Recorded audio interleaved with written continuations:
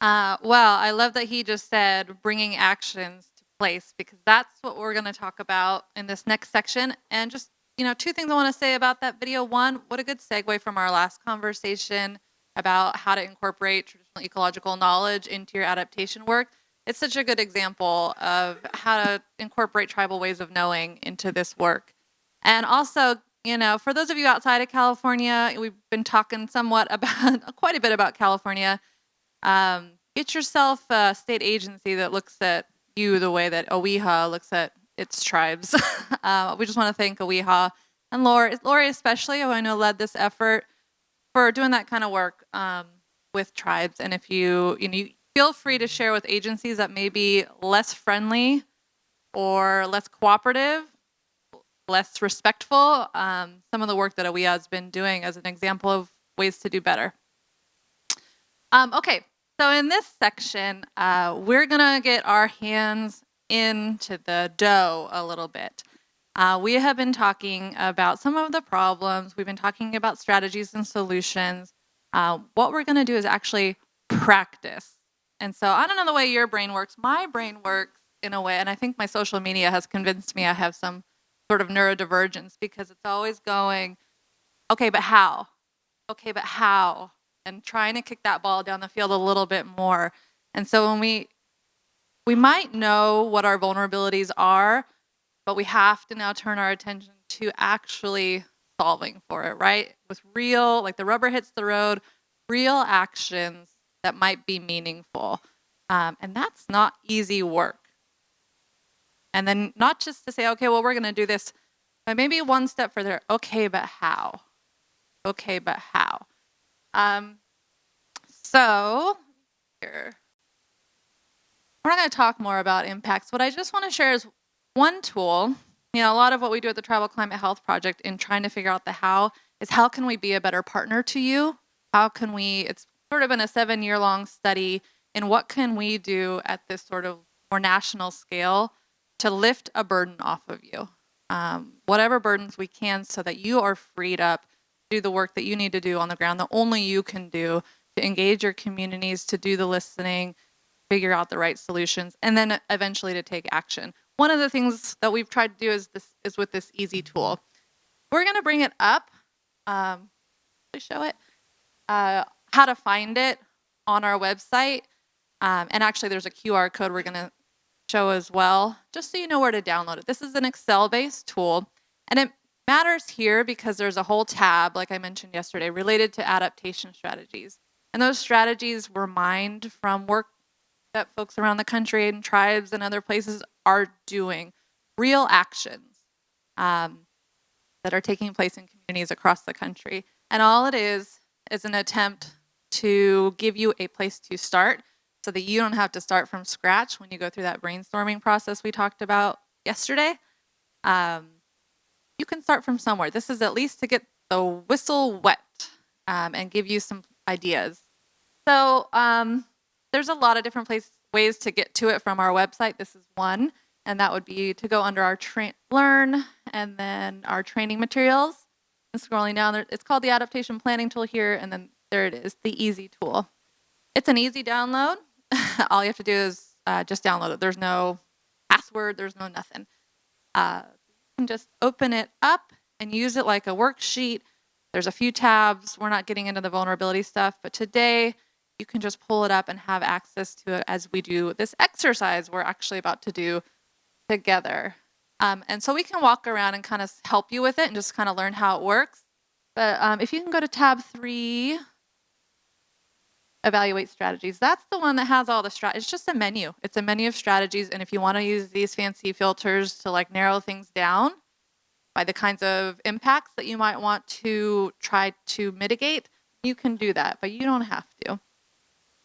So maybe as we do the activity that we're going to do, we may want to find a friend with a laptop available that can pull this up. So if you are a friend with a laptop, if you want to pull the Easy Tool up and just have it handy, we'll walk around and make sure you guys know how to use it, and feel free to use it as we do this exercise.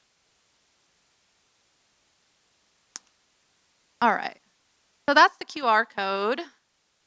Give you a second to snap it if you want. There's also a guide that goes along with it to help you understand how to use this tool. And like I said yesterday, kinds of things you've mentioned here, all the solutions that you started to generate are the kinds of things we continuously use to refine this tool and make sure that the best kinds of strategy ideas are being showcased. All right, so if you go to this page, you can access the easy tool at the very bottom of the page. There's a link. Okay. All right, so this is our activity. Now, we were in touch with you guys a few different times before this conference, and we were asking for volunteers to help who needed help. Like maybe you know your vulnerabilities, and we were going to break out into groups and help workshop those, although then you guys got shy. Some people said, maybe. But I think everybody didn't want to necessarily be the center of attention. So we decided to scrap that and do it a different way, a little bit different. And so here's what we're going to do. We're calling this cheekily Survivor Adaptation Edition. And all it is we're kind of turning this into a little bit of a game, but we're actually going to practice solving for some vulnerabilities. And we are going to get into groups, and we are going to pick at random somebody's vulnerabilities to try to actually brainstorm solutions about and do some like high level planning for. Okay, so the first step, and paper. Oh, good. Okay, so the first thing you're going to do on the paper that was provided to you is to write down for your particular, if you are representing a tribe, write down 3 things that come to mind that are health-related vulnerabilities. So your top 3 health-related vulnerabilities. So that might look like, all right, heat-related illness is really bad, drought and drinking water shortages, we have limited evacuation on key roads during extreme storms, or anything. All the things we've been talking about, our berries are not going to come back this year. We no longer can conduct our ceremonies in the same lake that we used to. And then we're going to break into triads. We're going to work in groups of 3. And all you're going to do is we're going to shuffle up those papers and pick one. Unless somebody feels so strongly that they really need help. And then we're going to huddle around that person. The idea is that one tribe, this is all practice for all of us, and one tribe's really going to walk away with some crowdsourced ideas of ways to begin. And as we do that, I hope that you'll encourage each other to find strategies from all walks of life. We don't have to think narrow-mindedly about this. You don't have to just use the easy tool, that's for sure. And encourage each other to think deeply into cultural practices, traditional ecological knowledge that is already at place. What can we strengthen? What kinds of practices already exist that can be strengthened or used to this effect? All right. So we're going to brainstorm some new adaptation strategies together. And then on that page, you can see you can write up to 10 strategies on there. So you're going to brainstorm together up to 10 strategies. And then we're going to practice prioritizing though, right? Yesterday we talked about no matter how you do this, you can do it a lot of ways. You'll probably end up with a long list of strategies at first. Because that's what brainstorming is, right? It's supposed to be kind of a safe space to ideate. And you're not supposed to crush people's dreams too much in the brainstorming space. But you also don't want to end up with a report full of pipe dreams, right? You got to find some balance and be reasonable. And so we're going to work on, in your little sheet you see, we talked about yesterday, just ranking high, medium, or low in terms of need and in terms of feasibility. And it will be the person whose tribe is represented who's going to make that call. And it doesn't have to be true. We don't have enough information today, but we're just going to use that high-level marker to rank. And then we'll scratch out anything that was low. Low need, low feasibility, those are off the list. And for the ones that remain, we're going to walk through the rest of what's on that table, which is just really high-level planning details to start thinking, okay, but how? Who's going to do it? The responsible agency, who else is involved, and what kind of resources might we need? Oh, and the timeline. So everybody has their sheet, right? So we're going to take the first 5, maybe 4 minutes, and all of you that are representing a tribe, please write down the top 3 health vulnerabilities that are on your mind today that relate to your community? Yeah. All right. That seemed easy to find 3. You could probably go on and on, right? Okay. I failed to mention that at the end of these triads, there's actually prizes involved, which is why we're not kicking anybody off the island with this game of Survivor, but we are going to give a prize to where everybody will present what strategies in their plan that they came up with, and we're going to vote for one that is going to get a little prize that Shasta's put together. Okay, so we have to find triads now. That's the next step. Okay, and I actually want to make sure that there is a tribe represented in each of the triads. So that might mean a little self-monitoring here. How about the tribes that are represented are raising their hand? And I need everybody to get into triads with at least one tribe.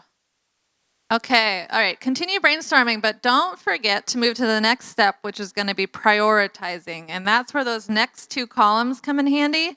So whoever the tribe is that you're trying to address their vulnerabilities, that tribe gets to rank high, medium, or low for each strategy you came up with in both need and feasibility. So that's the second part of the exercise, is you're going to try to narrow down that list by removing anything that's a low feasibility or low priority. All right, everybody, you have 5 minutes left, and I want to make sure you've moved into prioritization mode, meaning like, again, if you have a list of strategies you've already considered, we're going to look at those next 2 columns. They say evaluate strategies. They're about need and feasibility. You're going to rank them high, medium, or low for both need and feasibility. Anything that ends up with a low and a low, we're striking it out. We're not going to do that one. So whatever's left, you're going to complete the rest of the form, right? You're going to try to do the planning details. This is hard part. It's a hard part. So leave some time for it. Make sure, even if you're not done brainstorming, it might be time to move to prioritization. Okay, 5 minutes. All right, my friends. Have we sufficiently tortured you in this process for long enough?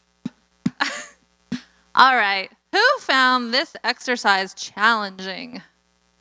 Yeah, I know. I heard some of your discussions, and I think you were having the right struggles and feelings because you got to shift your brain from talking about what's wrong to some other part of your brain to figure out how to fix it, and it sounds easier than it is. And then you got to even work harder to figure, oh, I wrote this thing down, but can I really do it? How am I going to do it? Who's going to do it? By when? And it changes things, right? Rubber starts hitting the road. So I hope you're able to help each other come up with good ideas, and that the tribes that we're focused on are going to walk away with some good thoughts and a good start to their adaptation planning process. We're going to go around now, and I just want you, each group, to pick 1 or 2 strategies that you were able to kind of plan out and give us a short, brief summary of it. And then we're going to do a little vote at the end. So give us your best stuff, because we want you to be the survivor. And of course, make sure you tell us what impact or vulnerability you are strategizing for. Because if you just say, we're going to put up a fence, you're like, wow, that's a great adaptation strategy for keeping my nosy neighbors on their side. But if that's not the vulnerability, tell us what the vulnerability is. Yeah, tell us what we're fixing. All right, Anne, you look ready to start. Both of us, we have evacuation vulnerabilities. If there is an emergency, it's hard to evacuate. So instead of finding a ways to have more roads to evacuate, we wanted to find ways to survive in place, to have more power and water and food. So we haven't thought about something that is high feasibility yet, but we do have an idea of building microgrids solar with battery storage for energy, which is a high need but medium feasibility because there is a lot of grants out there, but they are not always easy to get. And what else? We also talked about maybe improving relationship with counties or bypassing the counties if the relationship is not something feasible right now. So maybe going to the governor or starting a career in politics. This is a long-term achievement, so it would be a low feasibility. So far we have not find the perfect solution. They have some good ideas, but so far the feasibility piece is what's hard. All right, we're just gonna go down the room. So Celso, did you guys have a quad here? Your quad. We had a quintuplet over here. Now we have a quad. Fair, they're cheating. So which one are we going after? Community cooling centers. So your vulnerability is high heat? High heat. Okay, so how did we, anyway, we decided. So we're going to follow your sheet. So the next thing we said that as far as the need, it's high. As far as the feasibility, it's high. And it can be put into effect in 1 year because there's probably structures out there in our nation, air conditioning and water resources that we can utilize. Is that the Health and Human Services Department will be responsible for that because that's what they do. And as far as potential partners, the Department of Agriculture, their National Conservation Service, and college extensions, because that's what the extension program. And we didn't get to the last one, so we're not worried about the money. Because you know what we're going to do is we're going to ask Paula Tribe to finance everything. Okay, I would call that low feasibility. All right, that's great. All right, let's move on back to the next group. Be sure to tell us which community are you planning for, what's the vulnerability, and then go into the strategy. Okay, so we're trying to plan for the village of Breivik Mission. Breivik, okay. And I guess there's multiple vulnerabilities, but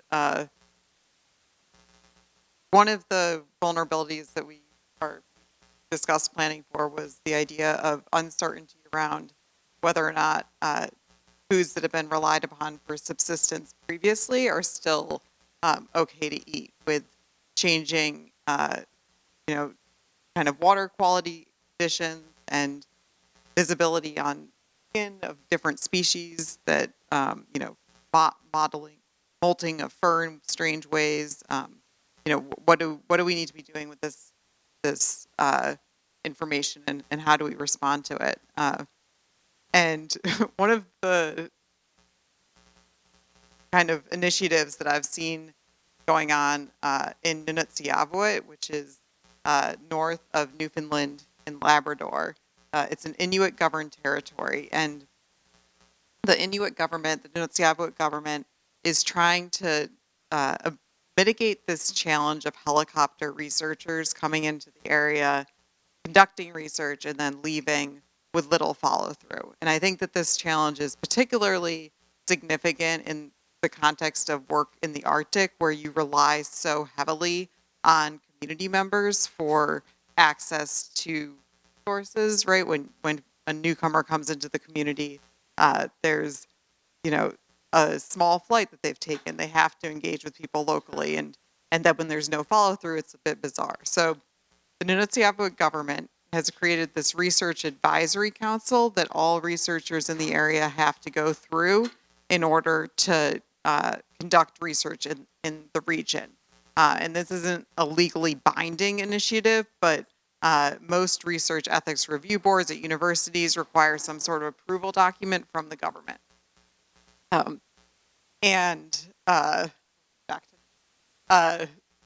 What the Research Advisory Council does is every couple of years they go out to the 5 communities in Nunatsiavut and they do a pulse on the community, and they do meetings and interviews with community members about what their big research needs are.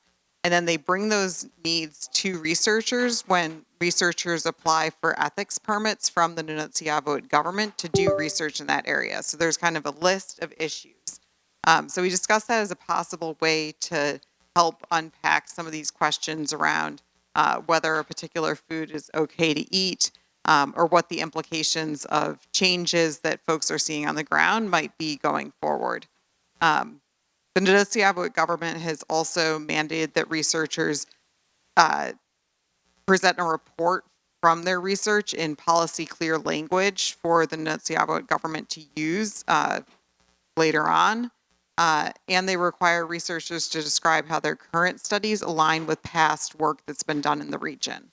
The ability to manifest all those criteria into follow through from researchers is the next step of the process, in part because researchers are generally PhD or master's students who have, a different sort of timeline and different sort of resources allocated for being able to do that follow through back and to present their work back to community. The PhD student might not have funding to do that. So there's kinks that are being worked out, but it's an interesting initiative, I think, for research in areas that, there's a heavy burden on the community to be participants in research, but there's there's a lot of questions that are being asked on the part of community members that research collaborations could help facilitate answers to, and how to build those partnerships in potentially helpful ways. So did you guys land on one or two things that you're going to do by a certain time frame? Because that's that transition where you're a thing has to be done by a certain point in time. Really is clarifying. What first step? It's okay if you didn't. It's okay. This is all just practice. I hope it's practice. Yeah, well, I mean, my question would be, do you have a high feasibility for this? Yeah, I mean, part of it, Okay. I guess, would be, documenting. Okay. Yeah, that's great. Perfect. Also, one of the things that Maori colleagues that I've worked have commented on is they want to know about all the research being done in their territory, not because and this is true for Nunociavo as well, not because they want to stop the research from being done, but because they potentially want to get on board with those projects, right? They want to potentially also be deriving benefit from that work. And the Maori groups I've worked with in New Zealand have talked about developing a certification code or card for researchers, so similar to how engineers get certified by, you could be certified by the tribe as a researcher, so you don't have to go through the same ethics review process from the tribe every time. You're kind of a already validated research, or maybe you get a streamlined ethics review process. But I thought that was interesting to mitigate the red tape that put on additional ethics boards. It's a totally legitimate thing to do in your adaptation plan is to assign yourself more research. Go find, we don't have enough information yet. We need to assign ourselves a way to go get more information, or maybe, sometimes you plan to plan. So in your adaptation plan, you can say, I need this new plan. I need to develop this new plan, or I need to develop this new research. Totally legitimate strategy. It's the next step. All right. Thanks, you guys. Great job. Next up.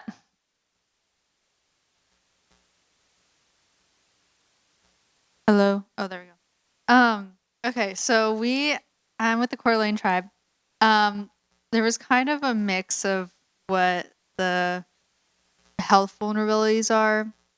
There's air quality related health issues, the changing or disappearing of traditional gathering, fishing, and hunting sites, and then water quality and quantity issues.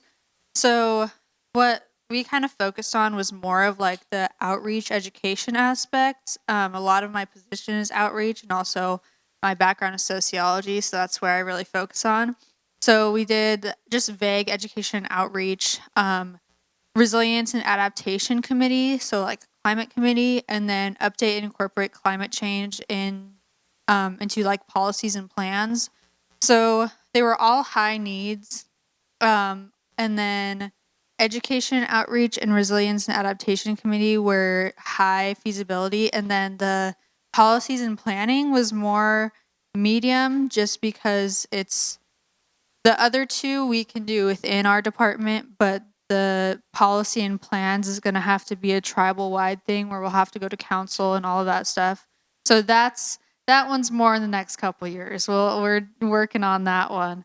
And then the education outreach and the committee one we can do internally, and we're already working on that. So that's going to be within the next year.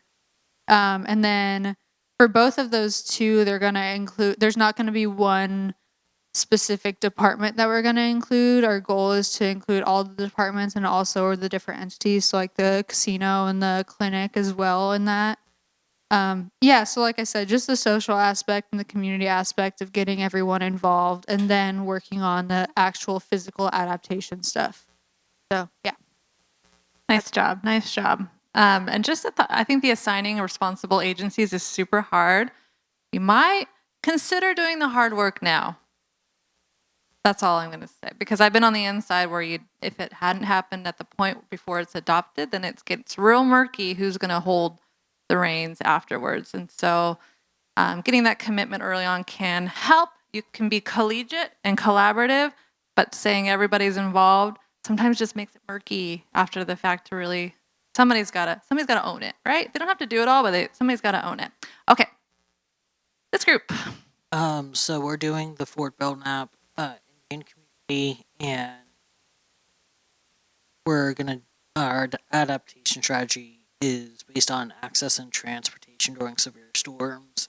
So access to things like food, water, electricity, but also for elders getting transport for medication, food, but also any that might rely on medical devices that need electricity. So the adaptation strategy is central locations. There's 4 communities, and there are already 4 shelters that can be used. So the need for it is high, and the feasibility is medium. And the time frame to get it at least started would only take about a year, since we would just need to do some identification of shelter people, and then designate those shelters as places for severe storms. The responsible department would be Tribal Health Department, who would partner with the Disaster and Emergency Management Committee, the Fire Department, who would have equipment, and the Roads Department, who also have equipment. And those shelters already exist, like I said, so they're available to use, as well as the departments and equipment. The reason it was medium feasibility is things take money. So emergency management grants, but if there is an emergency, the tribe can declare emergency, or for the state can declare an emergency, grants and things like that can kick in. And those grants would be mostly for things like fuel for the equipment that already exist, then of course for backup generators and any food and things that would be provided at the shelter. Dennis, you feel good? That's a clear plan.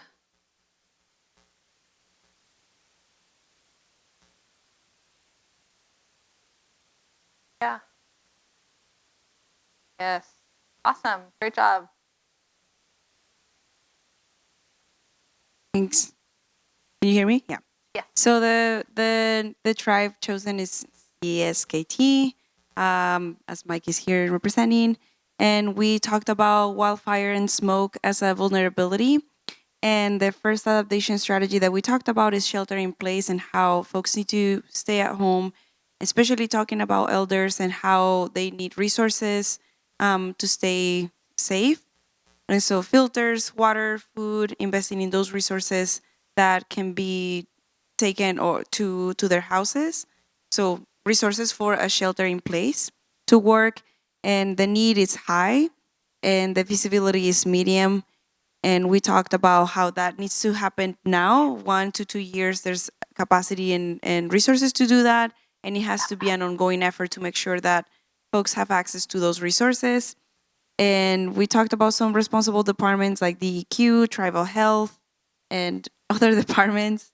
We also talked about education and outreach, such as community air monitoring and using purple air monitors that are leveraging resources from purple air monitors that are already existing in the community to create some sort of like a notification system for when air quality is bad or there's a lot of smoke, so people can know not to go outside and take protective action when there's a lot of smoke. And the last one that we talked about was community air monitoring, because it's a medium need, but it's a high visibility. Those monitors are more on the affordable side, and they can be placed in homes in different strategically located areas to determine air quality and help understand how areas are more prone or vulnerable to wildfire, and then take action in that way through education and community outreach. Am I missing anything? No? All right.